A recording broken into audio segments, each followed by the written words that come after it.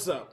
It's the Gigabyte Grizzly Brohemian, and this is a messed up time we live in, so I need you all to do me a favor. Wear your mask.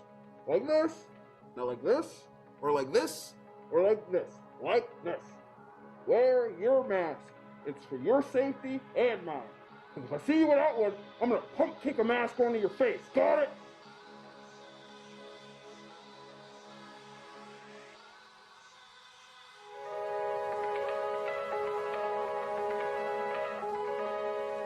Parental discretion is advised. This show is brought to you by IndieWrestling.us and IndieWrestling.network for your independent wrestling entertainment. Just Pro Wrestling News Podcast. No filler, no pop-ups. Production services by Sidekick Media Services. And listeners like you, supporting us at patreon.com/Wrestling Mayhem Show.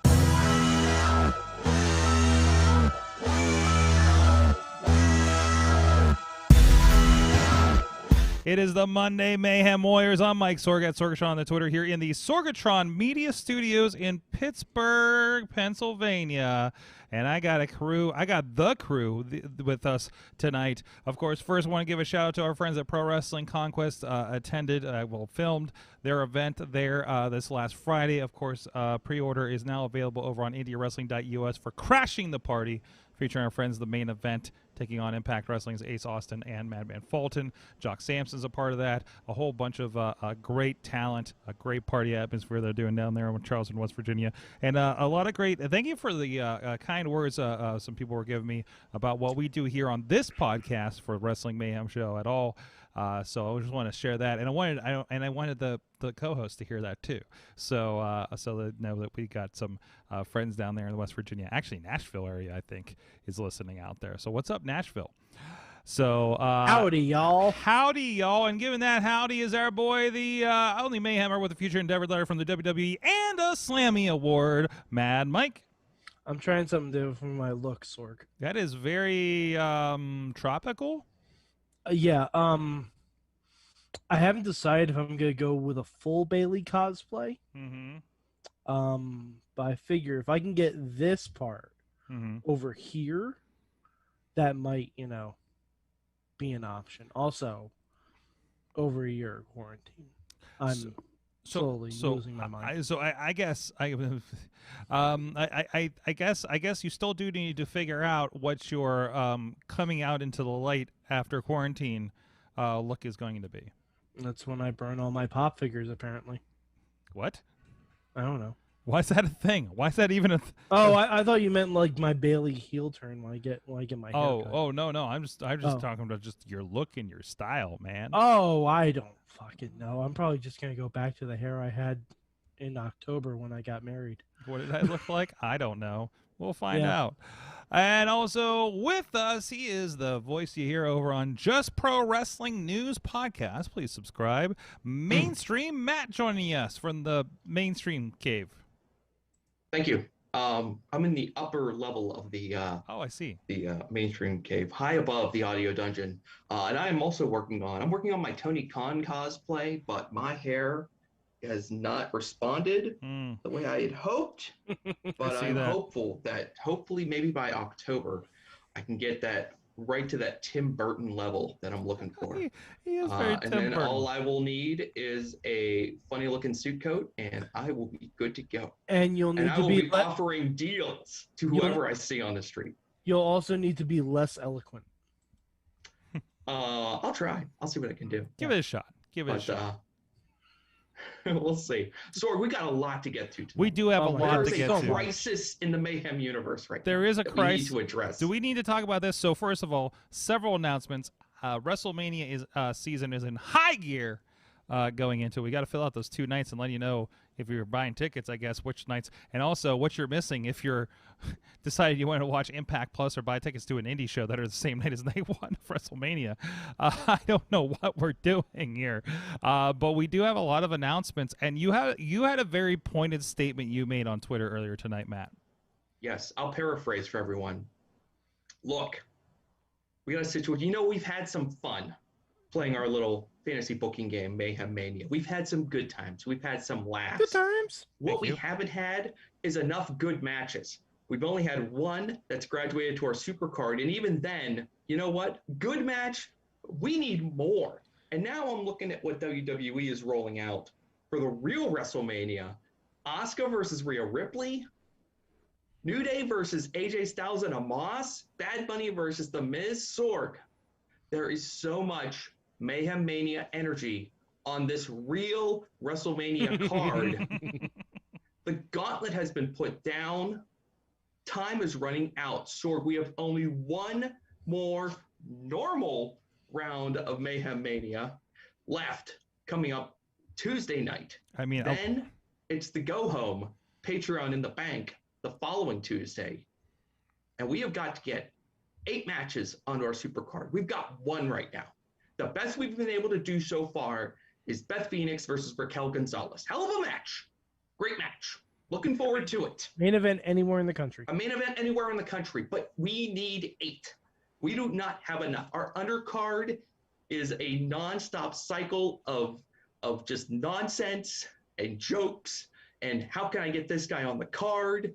Matt. What? We've got Alex and Mad Mike trying to long game each other for week after week. It's a mess. We have got to focus on the task at hand. We need some damn good matches. We've got to get some damn good matches put together. We are running out of time because the stuff we put together so far, it's not cutting it, Sorg. We are getting outbooked by an octogenarian, and we have got to do better. Matt, that's because you're letting the inmates run the asylum. You're rewarding chaos. The game is the game, Mike. You're rewarding chaos. I don't penalize chaos. Chad literally said he wants to create chaos, and you reward him. How did I didn't reward him. He stated his intentions. I know, but I'm just saying, like, there have been people that have been trying to make good matches, and then some Weisenheimer comes in every week. If the matches were that good, then they would graduate. And here's another thing, too. We've got these folks. I've never seen so many players paying such close attention to how close a match is to graduating. Everyone knows. Everyone knows now. And they're just sneaking in at the last minute when we've had a couple matches that have been this close, a week away, a round away, and someone just changes it. Why? For the hell of it. Just get us to screw around, just to get heat with the other players, whatever. That's happened to me 3 times. Listen, it hasn't happened to you 3 times. Listen, Matt, mainstream Matt. I will need to see your sources. I think what's happened here is you try to create something beautiful. Okay, you tried so hard for so many years to create something beautiful that can grow and flourish, right? And then what ends up happening is it becomes Frankenstein's monster. And you are Dr. Frankenstein, you are Dr. Mayhem Mania, and it has become some other beast. I thought you were going to turn this into a Snyder Cut conversation. No. Sorg, we're losing sight of the goal here. Our focus is all our goal is not to pop the crew. It's not to get heat with each other. It's not to screw one another over. We are trying to exploit the full potential of the WWE roster, the deepest, most talented roster of professional wrestling talent ever assembled, and we are falling on our ass. Now, you're allowing Bad Bunny to be booked. Maybe I'm not. What am I supposed to do? He's not allowed. He's allowed. You don't like it? Put his ass in space jail if you don't like it. Just quit wasting your space jail tickets on people who are never going to get booked. Really? Wasting your space jail tickets. You don't like Bad Bunny? Goldberg wasn't going to get booked. He wasn't going to get booked. Not unless my son got on here and got to make a match. He was booked immediately after he got out of space jail. All right, so you keep complaining about Bad Bunny. Bad Bunny's getting booked because Bad Bunny's still out there. So he fits within the confines of the rules. He's allowed to be booked, just like RJ City's allowed to be booked. And Actually, that was not a bad idea. There he is, right there. Yes. Yeah. So okay, you've said your piece. In closing, Sorg. Yes. I'm going to put a bow on this for everybody. Tomorrow night is round 9. Usually we only have 8 rounds. We have 10 rounds this year. You people need to step up. I'm looking for winners. I'm looking for real players tomorrow night. I don't want none of these goofballs on the show. I want real matches. I want you guys to step up. I want you to shoot your shot. I want you to get it done because we need real matches on our supercard. We got to put this thing together. We got to get it done. Let's go. Matt, I don't think anything is up for graduating after next week. It's a mathematical impossibility that any match will graduate before Patreon. Yeah, I know. That's what I'm saying. You know, 8 matches are going to get there, one way or another. So now is the time. We need your best effort. Even we if need we're dragging really good matches because we do not have time after tomorrow night, and then we do not have time on Tuesday to try to fix this thing at the last minute. We have got to have some real matches to auto-graduate. We've got to get something put together. We don't need no. We need people to step up. Okay. I need Matt, this man crew to step hold up. on, You hold guys on. are so smart. All you people out there within the sound of my voice in the chat room, I need you to step up. I take umbrage with the fact that you're insulting that every single person has not been trying to make a better card. I need you guys. I think to do better. Whoa. Yeah, no, see, I think that's a little harsh. All of you. It's a little harsh. That's a little harsh. I think people are trying. I have not made challenge you because we're trying to elevate this thing. We got to get to another level. We are not doing good enough. We have got to do better. So I need you guys to step up. I need you guys to get it done. We got to get it done. I can only do so much. I am merely a vessel.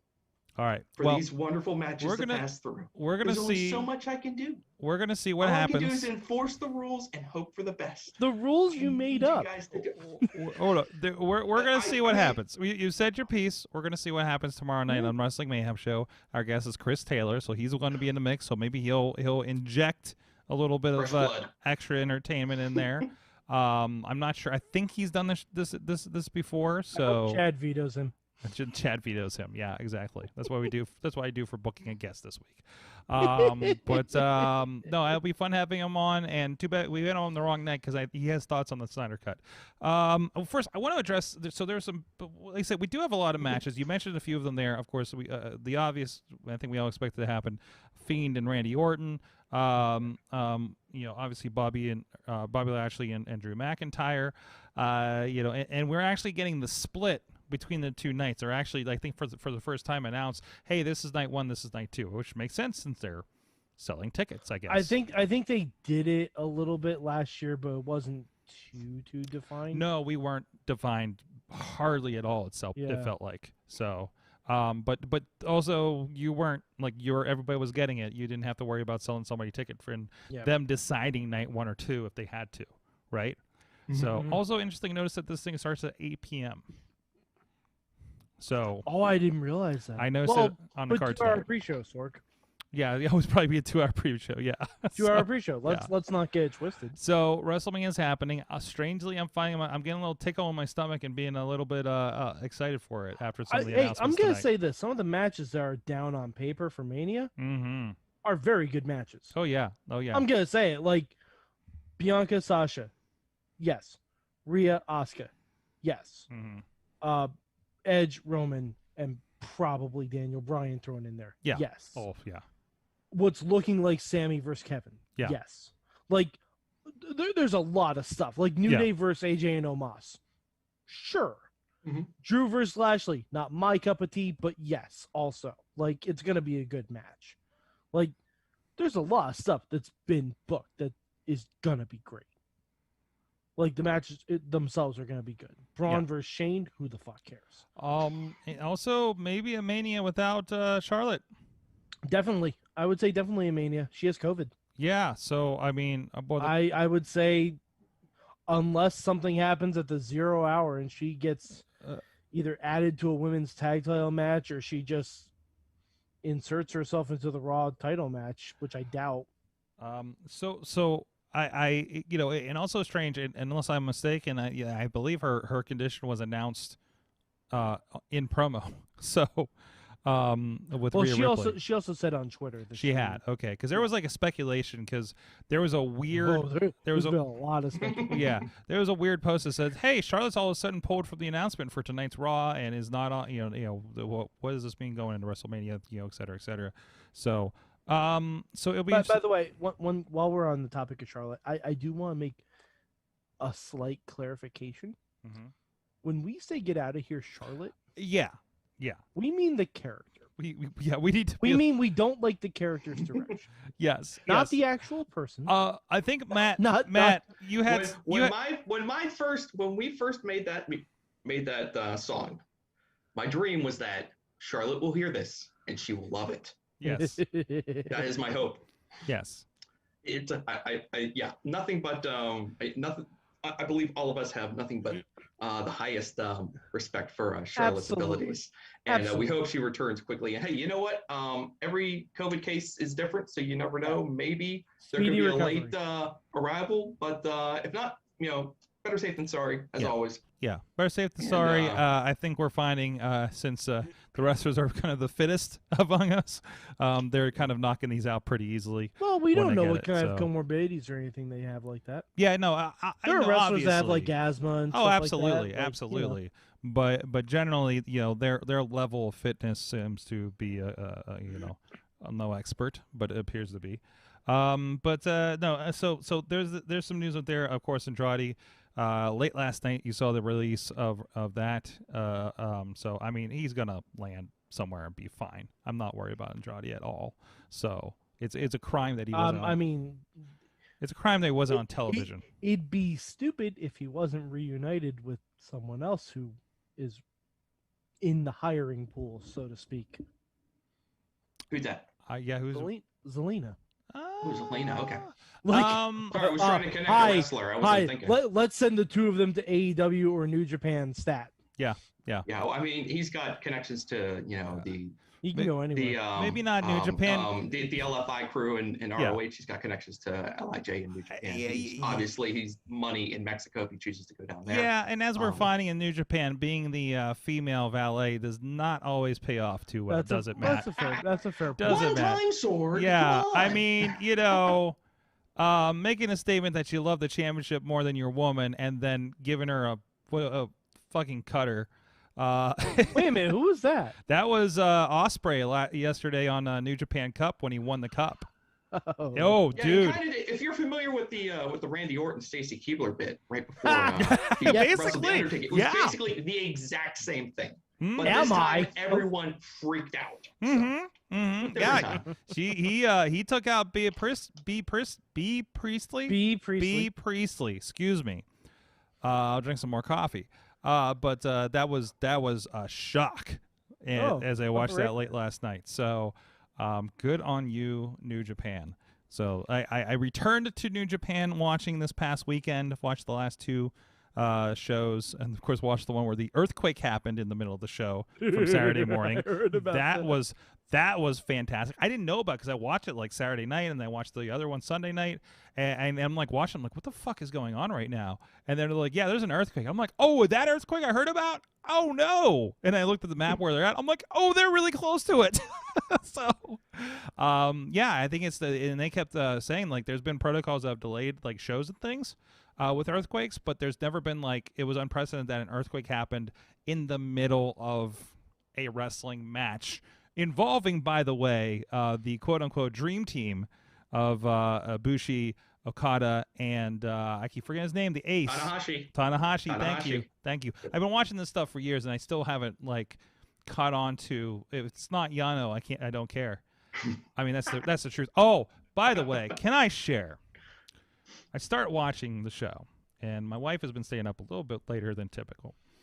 And I was like, I came home. I just really, not the rest. I was just really sour after Payback. It's not necessarily the pay-per-view. I just was in a bad mood. I was like, I'm gonna cleanse and watch New Japan. And she's still up, and we're watching, and it's like 2 matches in, and Yano comes out. I'm like, oh, have you seen Yano? Let me tell you about Yano. so it was Can I talk to you about our savior? Our savior Yano, yes.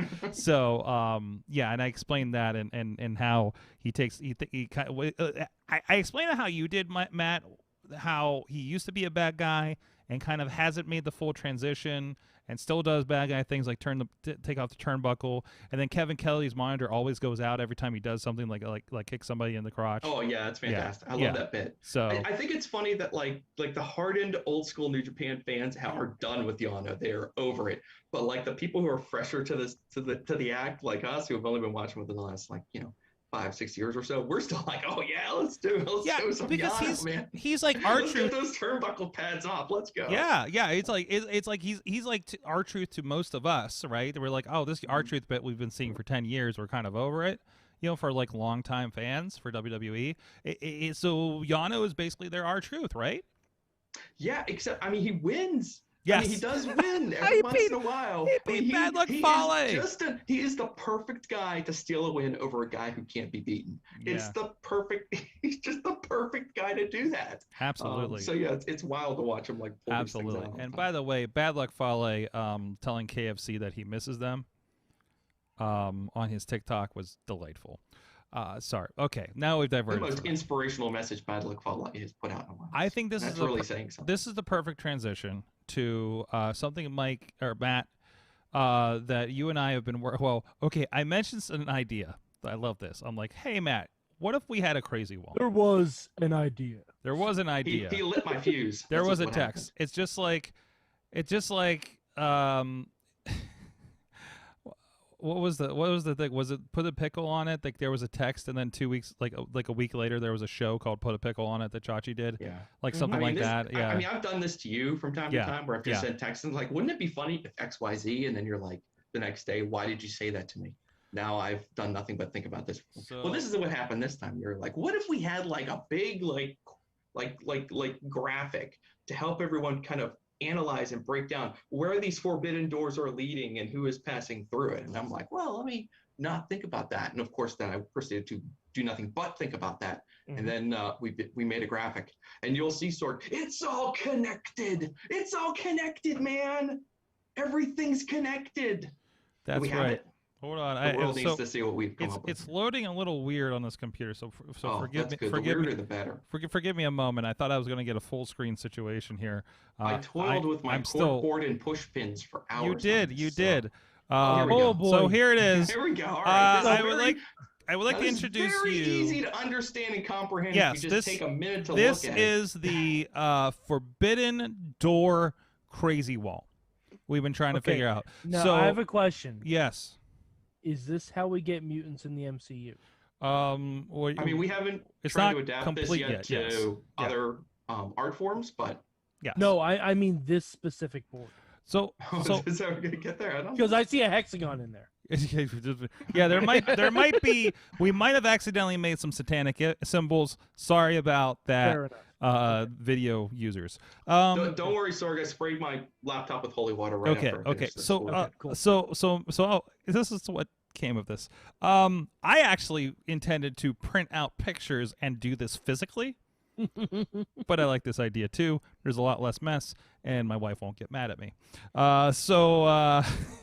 Matt, that ink and toner goes fast, Sorg, it does. So I don't blame you for Oh, trust me. Oh, jeez, yeah, we got to now. See, what you need to do is you just need to invest in one of those cheap Polaroids. And take Polaroids of all the images on the screen, and then do it that way. No, that was the intention. Okay. So anyway, Matt, here we are. This way is cheaper and more portable. We can tweet this. Matt, can you walk us through, especially for our audio listeners out there? What I wouldn't give to have like a large dowel rod pointer, just be like, of course I'll walk you through the chart. Yeah, so I'll try to follow. As you can see here, we already have an adjustment we need to make for this for the Forbidden Door flow chart for next time we show it to everybody, because it appears Maki Ito has gone back to Japan and is not going to be on AEW anytime soon. We're going to have to take down her Polaroid. Uh-oh. And but don't worry, because there was a couple people we need to add to this. But I'll get to those at the end. But as you can see here, the next one to the right of Maki Ito, you can see Finn Juice connected to both New Japan and Impact Wrestling. And then next to them, the Good Brothers attached to Impact Wrestling and AEW. So if you follow that string, you can connect Finn Juice to New Japan goes to Finn Juice, goes to Impact goes to Good Brothers, goes to AEW. See, Okay. see, it all comes together. Everything's connected. And then you've got Kenta connected to AEW and New Japan. Same with Moxley. And you've got Kenny connected to Impact and AEW. You've got Leo Rush down there connected to MLW and New Japan. You have Serena Deeb and Thunder Rosa connected to the NWA and AEW. Then you've got these fellas over here on the far right. This is like the what is I happening really like here? This when it gets really weird, because when you've watched too much wrestling, as I have, you start to notice some of these lower card fellas. Not that Filthy Tom Lawler is a lower card guy. Let's be real. All right. But Wouldn't Leo Rush also be connected to AAA? I don't have AAA on here though. I've put the Mexico promotions out there. I don't have them on here yet, but okay. He did do that one shot, so maybe we'll put it on there. I mean, we don't need this DDT Pro card up here anymore because Maki Ito is not to be on this board next time we update it. But anyway, Filthy Tom Lawler has popped up in New Japan and MLW, and then you've got Bateman and Brody King, and those two guys have both done ROH and some New Japan, specifically New Japan Strong for the. For Lawler, Bateman, and Brody King. And then you've got TJP triple dipping in MLW, Impact, and in New Japan also, in New Japan Strong. And we've got names to add here too, Sorg, but here, go ahead. Oh, I was going to say, I love, and for you don't know, like he has several names crossed out here with TJP. I thought that said Suicide Mom for a second, and I'm like, is that a new gimmick? Mm-hmm. Who knows? Don't give him any ideas. But we have to add Brian Pillman Jr. to this because he keeps showing up in MLW, even though I swear he was done with them like months ago. But he keeps popping up on their episodes. I don't know how far behind they are with the taping and the airing of the episodes. And then JR Kratos popped up on the NWA pay-per-view. I totally forgot about him. And he also does New Japan Strong stuff. So New Japan Strong is a major intermediary for the Forbidden Door. Hey, they just go through the New Japan Strong portal nonstop. So, but anyway, this is if anyone else has any other names that they feel like we've missed that we need to put on here, let me know. I will take a look at that AAA thing there, Mad Mike. I feel like because I think if I do that, I'm gonna have to put one of my favorite names in all of wrestling right now. I think I'm going to have to put Black Taurus so I can connect him to Impact and whatever organization he's with in Mexico to see. This is an ongoing project. It has become an ongoing project. I'm sorry to put another thing on your plate, Matt. But Mayhem Mania will be done soon. So. Okay, it'll give you something to do. We'll have this week in the Forbidden Door Crazy Wall on one of the shows here. So there you go. It is the Forbidden Wall. We'll tweet this and from time to time to update the Crazy Wall and see where we're at and see suggestions and corrections. We do welcome them at goodtimesatwrestlingmayhemshow.com. Good times. Thank you. So there you go. And if you have a nice Polaroid of any of these wrestlers, please send them to us. That's right. We should reach out to what was it, Brainbuster, right? That had the Polaroid book that we have here in the studio. Oh yeah. And we should see if we got options here. We got options. All right. Tina Key says Black Taurus is part of AAA, so we're gonna have to put the AAA card on here. Oh, here we go. Like I said, we'll kick out the DDT Pro. Here we go. We'll need it. Yep. Maki Ito, we'll just put her aside just in case she comes back. Because Kenny Omega also did a bit. Yeah, because he also does AAA too. Yeah, we should definitely get AAA. Isn't he still? He's still a champion. Already working out great. This is great. You'd have to throw Phoenix on because he's still AAA Mega Champion, right? Kenny's the Mega Champion. Oh, Kenny's the Mega Champion. Yeah, so you're right. Yeah, but we're gonna have to check on Phoenix and Penta. See, we got a lot of work to do, Sorg, and only so much corkboard to work with. So this is gonna get. It'll get one. All right, that's fine. If you want to help us keep updated on our corkboard supply, please support the show at patreon.com/Wrestling Mayhem Show. I feel like there was another note I had here. I guess we should. We should probably talk about Raw. Or we did. We talked about WrestleMania matches being made. There is someone in the chat room. I think Alex. we have to throw. I think Alex wanted us to at least say the words. Thunder Rosa and Dr. Britt Baker. I was gonna say during this. I was gonna say there was 2 really good women's matches this week. Yes. Peyton Royce versus Asuka. I don't care what anyone says. That was fucking fantastic. That was great. That was good. That was a That great made match. me pause my AEW Dark Elevation. Good. So for that one, I Good. was like, As oh it no. should. That was a very good Yeah, match. Like, yeah. It made me wish that we were doing like a 6-pack challenge for Asuka. Like if Asuka was really she wants competition. Like, yes, Rhea, Peyton, Naomi, Mandy, and Dana. Just throw them all in. 6-pack challenge, elimination style. Just fucking do it. Mm-hmm. Just fucking do it. And then you can still end up with Rhea versus Asuka, but you can have a really fun, like, multi-woman match because a lot of these people aren't going to get on the card. Right. Otherwise. Right. But yeah, Britt Baker and Thunder Rosa, Jesus. I said it in the stream last night when we were watching the tail end of Fastlane. Maybe my favorite match in AEW. Wow. See, I was worried because you've been on a kind of an anti-blood kick with things. Yeah, but it kind of overcame. It overcame because it wasn't blood for the sake of blood, like every single Cody matches, or like, and honestly, that match was better than Moxley and Omega. Sorry, it was. Which one? Yes. Oh, well then. Well, it was awesome. There was no doubt about that. As a loyal Pittsburgh independent professional wrestling follower, perhaps not as deeply as Sorgatron, but I like to see. I keep an eye on some of these kids who are coming up through the ranks and they move on to bigger and better things. And I've seen a good bit of Dr. Baker. She was climbing up through the ranks here on the indie scene in Western PA. I did not see this coming.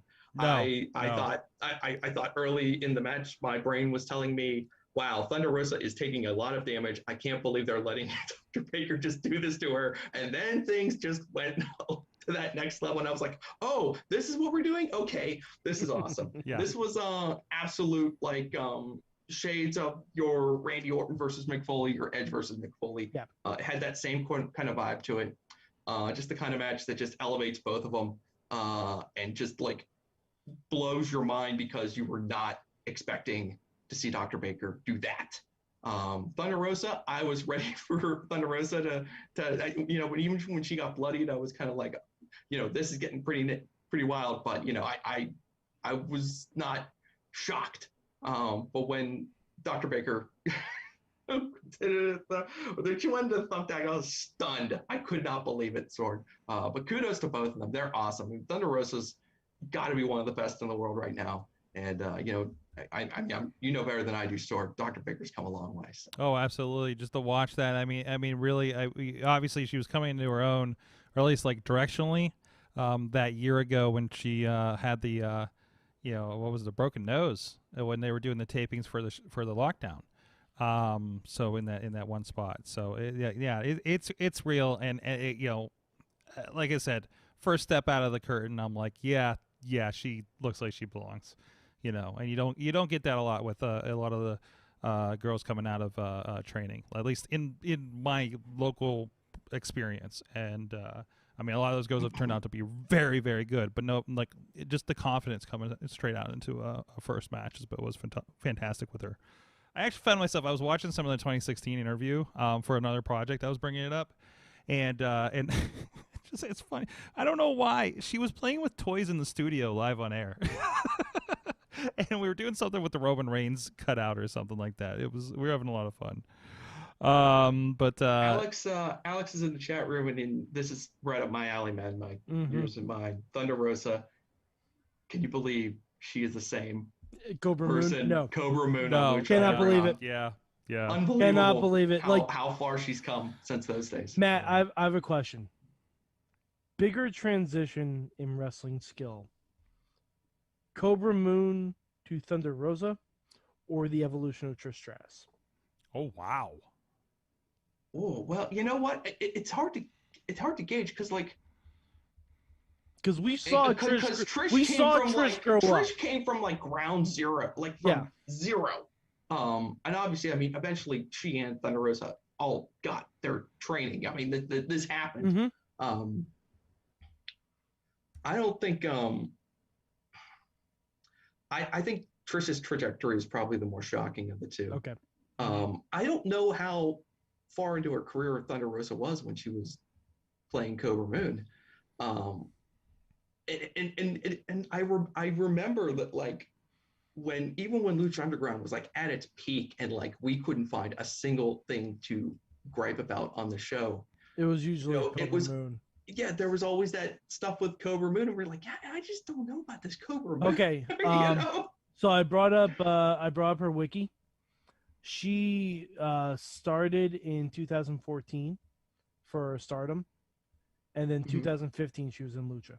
See that, and then that makes it more understandable to me that she was still very green. Yeah, a year in. So yeah, and that's the case, I mean, I will take Trish's trajectory over that. Okay. All right. But I mean, it's still impressive, and it's just another feather in the cap for the Lucha Underground. Yeah, this was that match on Wednesday was the first time AEW convinced me they had a women's division. like legitimately, because it was a match that wasn't for the title. It was a match that was based on a storyline, had legit heat. Yeah. And it was a main event, first and foremost, their first women's main event. Brava. Mm-hmm. And honestly, the fact that Britt hasn't been champion, or at least she needs to get that belt, because I'm sorry, Shida, as great as she is, doesn't do it for me. If you said that statement a year ago, I was like, and she's not ready for it. Yeah, but I did say the statement a year ago. You did say a statement a year ago, and then she wasn't ready for it. And I mean, flat. She would have been just a flat champion, and you wouldn't have cared. You just get it off or get it on the Isle of Rose, whatever. Now, absolutely. She's going to be gunning for it. I would not be surprised to see her with a belt in the next 6 months, and it'll be at a pay-per-view. I mean, it's all about, for me, the thing that's always kind of has slowed Baker's development, if you want to even say that, has been just the reps, the volume of reps that she hasn't been able, that she's been deprived of for one reason or another, be it, COVID, taking away, opportunities to just put on additional matches, and the fact that she has another whole damn career that she's doing at the same time. Yeah. Before Wednesday, I probably still would have told you, I'm not sure it's time to put the title on Britt just yet. I got to see, I want to be sure that she can, that she's ready to lead a division. But after Wednesday, I'll give that strap to her or Thunder Rosa. It doesn't matter to me. And I'm a big Shida fan too. And to be clear, if 6 months from now you're asking why she still doesn't have the belt, take a look when the next Pittsburgh date's going to be, when they start rolling out live events. That's your answer. That's what's going to happen.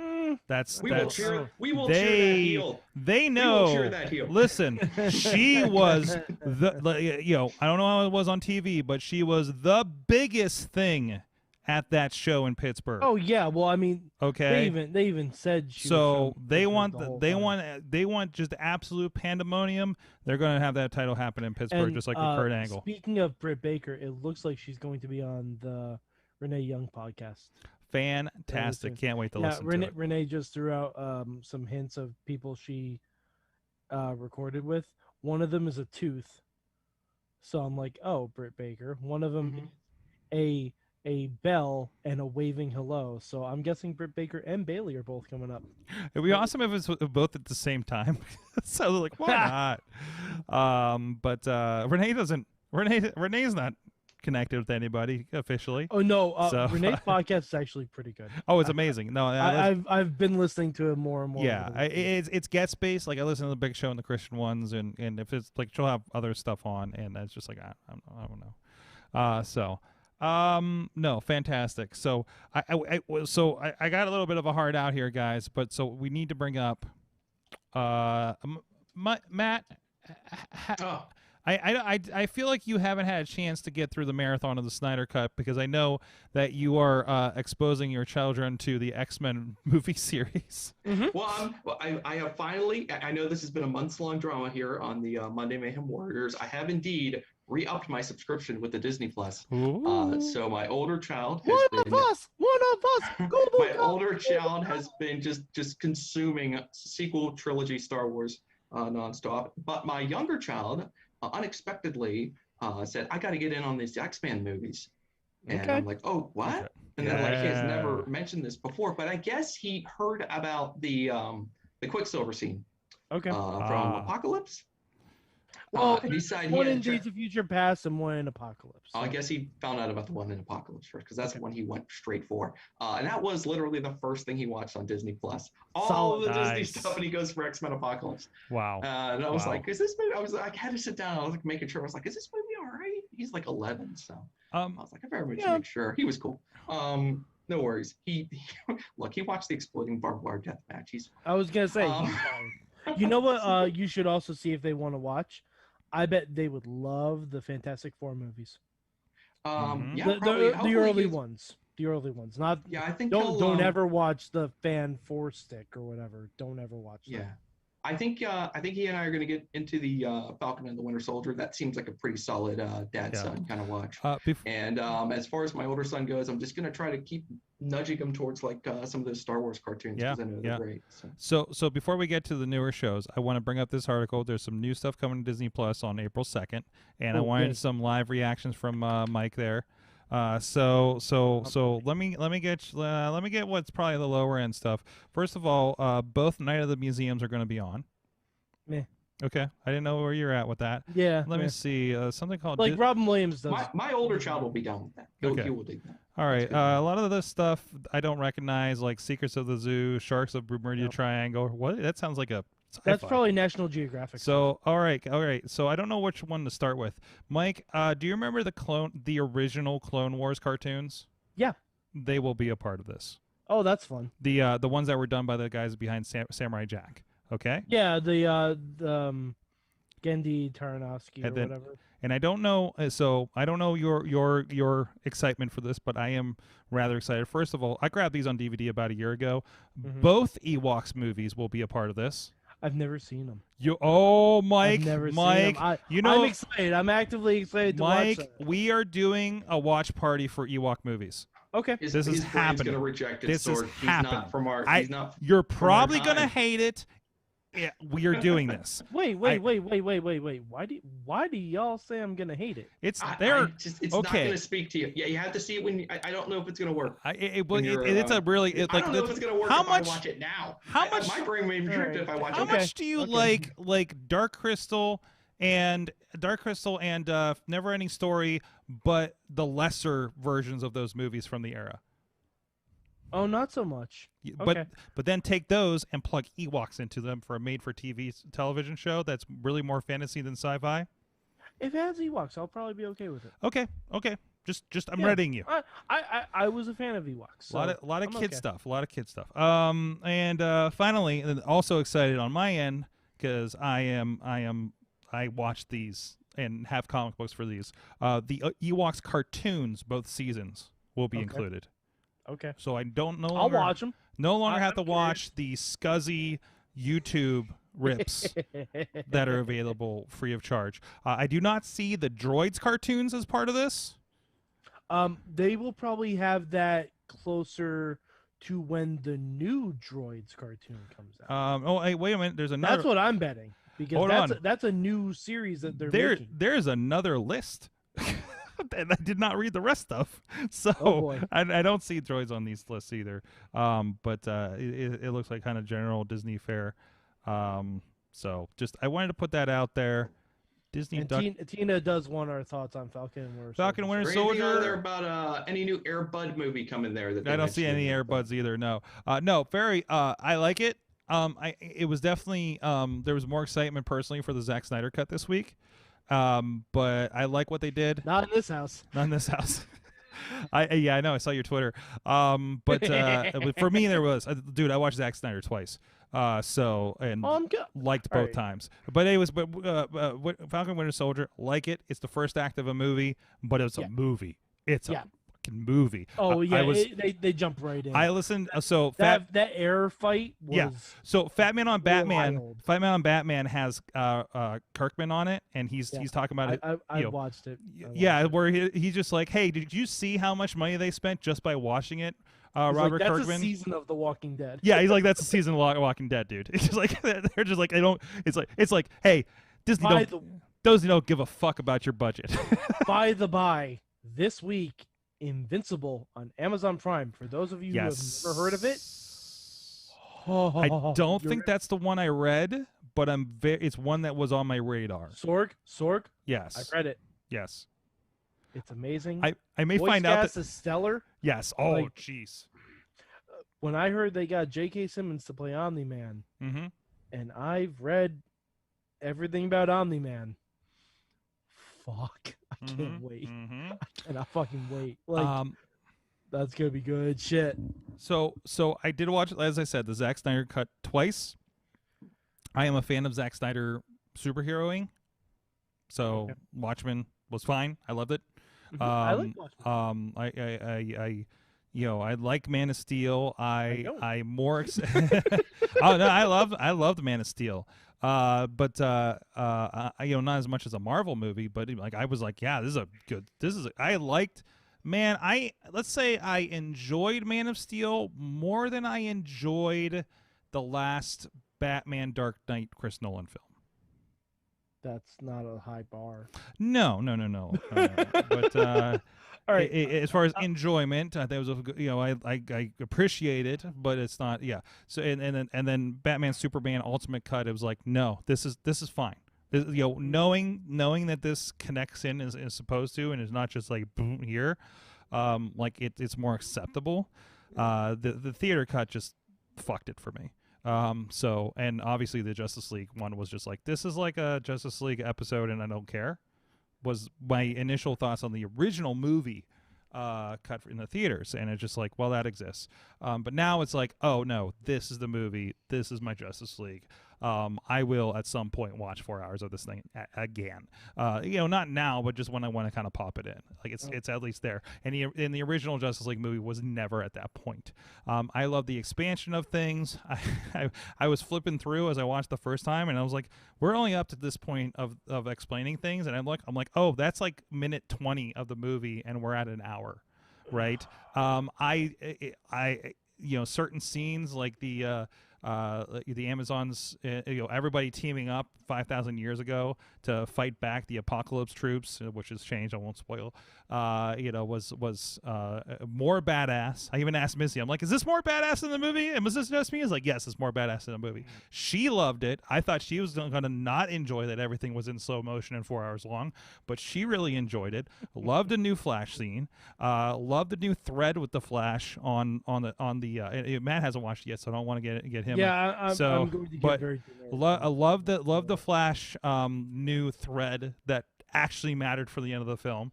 Loved it. Like Cyborg was more fleshed out and not just like, hey, who's this dude with the thing? And there's some unfortunate stories and background on why that might be. If you read, the sheets, anything. The sheets. Yeah. If you read anything. So what? People in Hollywood were shitty to minorities?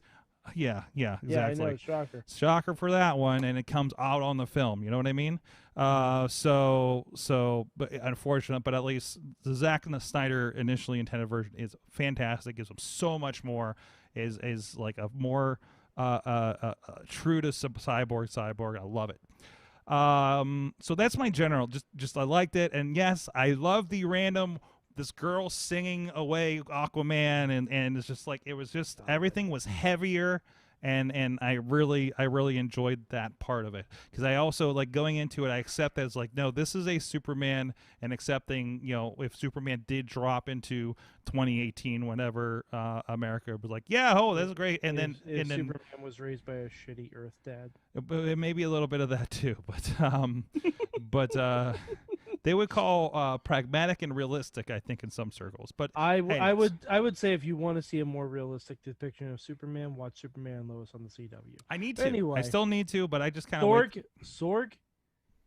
It's the best Superman thing I've seen since I read. Oh yeah, everything I see about it looks amazing. But to be honest, I want to wait till it drops on HBO Max. That's fair. CW makes it hard to watch their shit. It is. And last thing I need to do is get into this, watch a Verizon commercial too many fucking times, and then just be frustrated and go away. So anyways, your thoughts, and then we'll move on. Bottom up, man. Bottom up.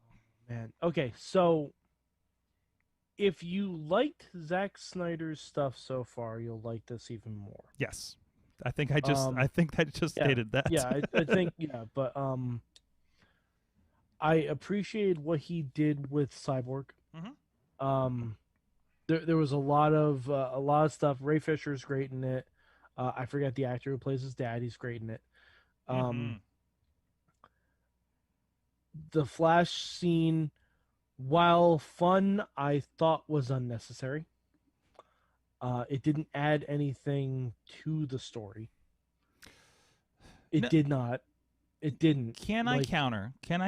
Oh, hold on. Let me get everything out first. I still have a lot of the same fundamental problems with the movie as I did during the theatrical, because the story in and of itself doesn't change that much. The plot is very thin. The plot is it's a loose leaf sheet of paper. It's very MacGuffin-y, isn't it? Yeah. Yes. It's all about. So's Infinity War, but no, it's not. There's a lot more to it. No, it's not, sir. I mean, it's a Infinity War has a lot more. It is. No, Infinity War is hyper MacGuffin-y, but like done so well that you don't care. Like. This is like this is just like, look at that MacGuffin over there. Yeah. But like, the fight scenes looked a lot better, just in general. Mm-hmm. It was still just a lot of punchy stuff. Steppenwolf, the changes they made to him, fine, didn't really sway me one way or another on if he's a better villain or not, because he's really still kind of a one-note villain. I liked his facials a lot better in this. Yeah, it definitely seemed like the aesthetic was better for sure. Mm-hmm. I thought the stuff that they added, like, I mean, this is in the trailer, so it's not a spoiler. The Desaad and Darkseid stuff, not entirely necessary. Not entirely necessary, because they have so many cuts to future events that we don't know if it's a dream, if it's actually looking into the future, or what it is. It's all so vaguely undefined. It's there for a splash page and to get people interested. It doesn't interest me because there's no reason for any of it. Right. There is an addition of a certain character from the DC universe who's on the hero side. I will not name any names because I don't want to spoil Matt on this. That just actively pissed me off. Oh no! Not because that character was there, but because of everything surrounding the rationale for it. Why they picked that character instead of the other character, you mean? No. I know why they picked that character. Because that pisses me off too. I know why they picked that character. Trust me, I know why they picked that character. I hate that the character even exists, basically. And the epilogue. Ooh, Doctor, the epilogue. Like, I'll say this out front. I'm glad Zack Snyder got to do his vision of the movie. What happened to him during the filming of the movie was terrible. Feel bad for him. All that stuff. The nod to the suicide prevention awareness website in the middle of the movie was fantastic. I didn't realize it on my first watch. I saw it after a YouTube video pointed out. I'm like, oh, that's really cool. I missed it 2 times. There's apparently a part where Batman like drives away in a car, or Bruce drives away in a car, and there's a giant billboard that says "You are not alone." Oh, That's the actual suicide prevention. After he awareness picks up website. Flash, right? Yeah, Yeah. that's the actual suicide prevention awareness Right. website. Because I didn't remember Very that. cool. Like I didn't like, remember that that's- car pullout sequence from that, because I mean the rest of that sequence is mostly unchanged, I think. Yeah. But yeah. Okay. That's very, very cool. Yeah. Very very cool. Yeah. Very nicely done with that. Yeah. That being said, the epilogue is the most self-aggrandizing piece of shit I've ever seen. Okay. Like, All right. there's one line that if I was 16 years old and I saw this, I'd be like, that fucking rocks. But me, as an adult, I'm like, that's fucking unnecessary. Okay. All right. And it's only unnecessary because of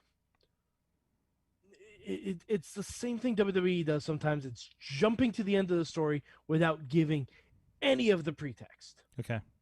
It's like if we went from it's like if you watched Mustafa Ali get injured and then jump to the last 3 minutes of Kofi winning at WrestleMania. Mm. Like, you don't get any of the story in between. Right. You just see Right. the ending payoff that makes everyone go like, ah! Yeah, and again, and I think most of your issues are with if this was still going to end up a theatrical movie with this vision, we wouldn't have gotten 4 hours of it for sure. We would have No, gone. of course We not. would have gotten two Well, and it a was half. supposed to be it was supposed to be 2 movies. Yeah, this is supposed to be 2 movies. This is supposed to be the third of 5 movies.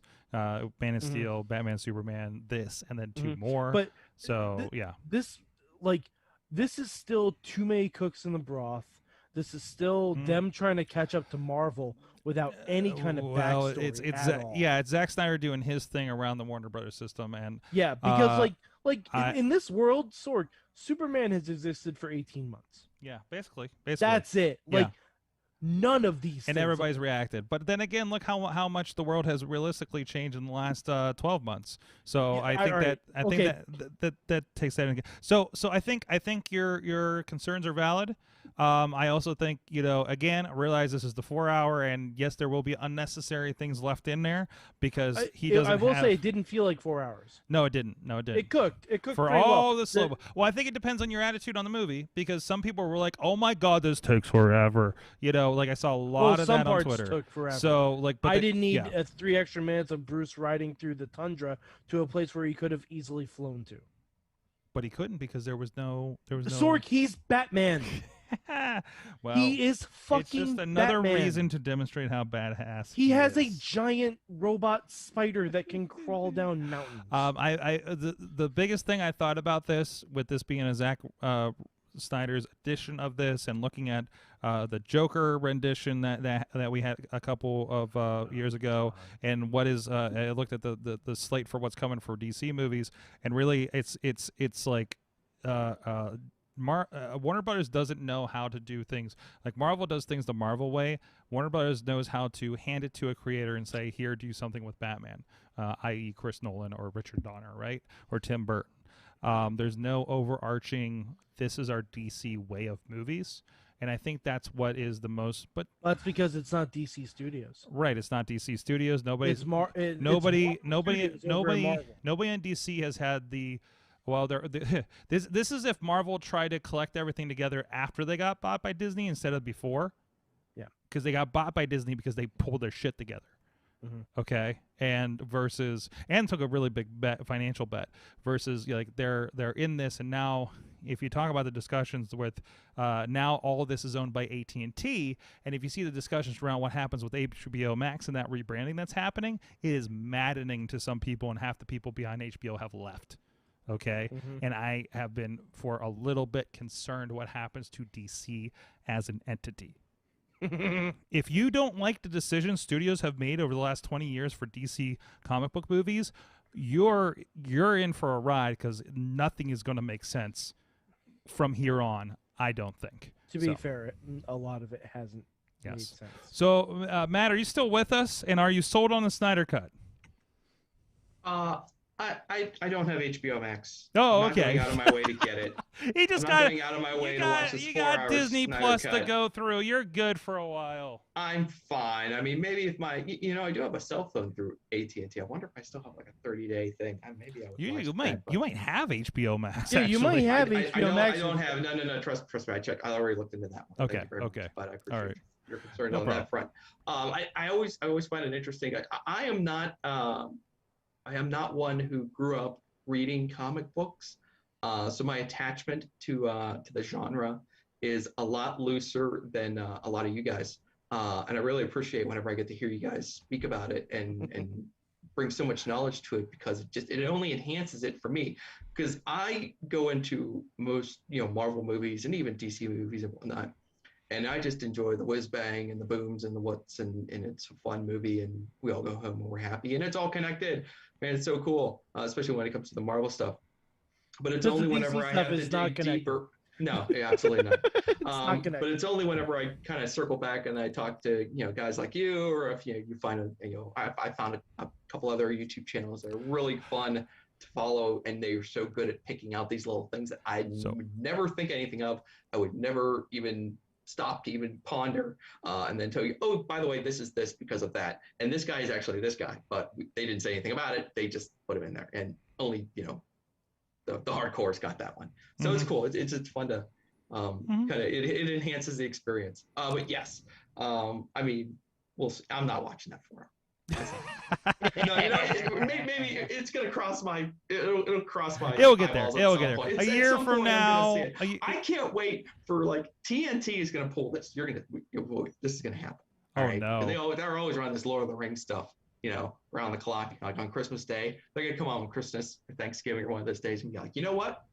Snyder cut. See you at noon. We'll be on till 8.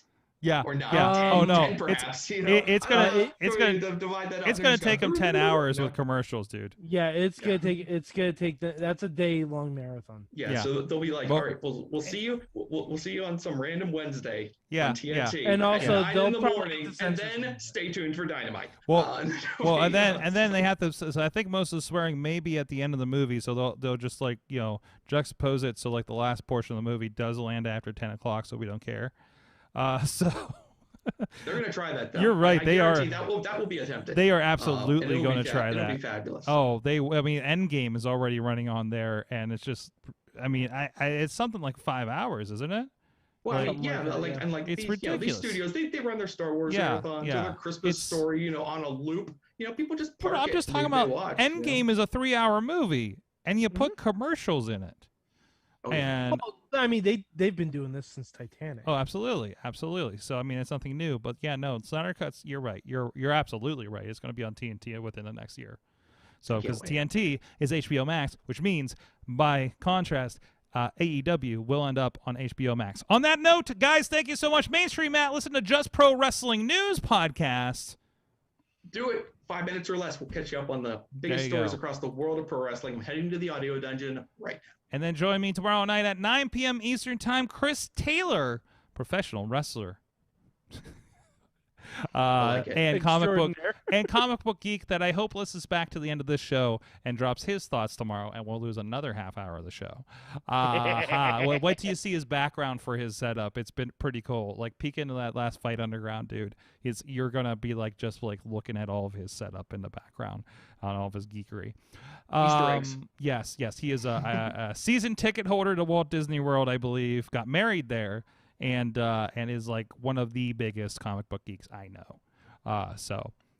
But also joining me on that show will be Mad Mike, Mad Mike 483 on the Twitters. Yeah. If you disagree with my thoughts on a Snyder Cut, please at me. I will. I've been so IGN posted something about the Snyder Cut. I responded. My mentions blew up for about 10 minutes. I saw a lot of activity happening. I'm like, oh, here we go. It's just like when you're tearing into parts of AEW and you light the fire under wrestling Twitter. And I made a snarky comment after I watched it, what is What is the Snyder cut if not mediocrity persevering? Oh, wow. Oh, yeah. I saw that one. And then I saw a lot of responses. And I'm like, well, I'm just stepping away from Twitter for today. So, hey, but you know what? I'm also a weird fan. I like Batman and Robin and Batman Forever more than the Nolan movies. And that for some may just disqualify this entire discussion. I like having fun when I watch my movies, not want to just pull my eyes out and be like, why is everyone so sad? You're superheroes. Gritty. What could happen? Thank you so much, everybody. We'll see you tomorrow night. Mayhem. Stay tuned for Steve Stockings. Mayhem out.